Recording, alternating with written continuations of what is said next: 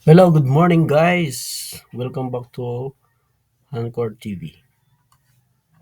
Our topic today is about reading and writing. Practice reading and writing. Sabi dito, yan sa taumul ilgo susipsyo. Sabi dito taum is next, is particle or object particle, ilko read, susipsyo please write. So please read and write the following. Okay, number one, meron tayong romanization na nilagay. Saan natin kinuha yung romanization? Doon po sa mga previous videos natin. Okay, number one. Sigurado ako guys, matututo na kayo dito. Okay, number one is check. Check. CH yung initial, yung medial is A, yung final niya is K. So, check. 이거는 check입니다. 이거는 check입니다. Number two, pack. Initial niya is pa, and then medial niya is a, and final niya is ka, or double consonant. So, pack. 그 남자는 밖에 있습니다.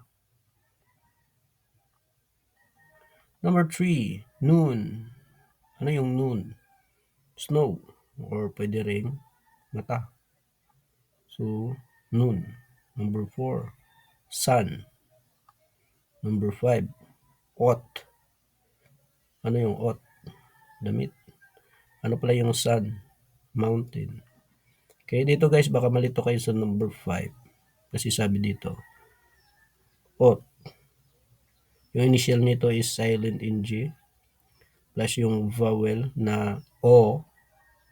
Nakapatong yung consonant guys doon sa vowel na O. Kaya baka malito kayo dyan. And then yung final niya is sa or S, letter S. Pero bakit letter T? Nakaraang topic natin, na-explain na natin doon na kapag nasa final consonant, itong sound na sa or letter is, magiging sound niya is letter T. Number 6. So what is ot? Damit. Number 6 is coat. Coat. Coat. Oh. Ang initial nito guys is double consonant na ka plus yung vowel na O plus yung CH. Ayan. So ang magiging sound nito guys, letter T ulit. Bakit? Kasi nasa final consonant siya. Wala siyang karugtong. Mag-change lang yan. Mag-change ang sound niya kapag meron siyang karugtong na syllable. Pero pag wala, so letter T yung kanyang sound.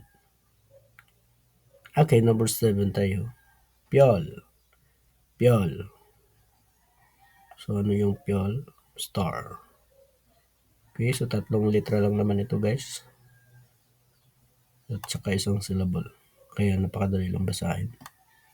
Okay, number 8, mal. Horse.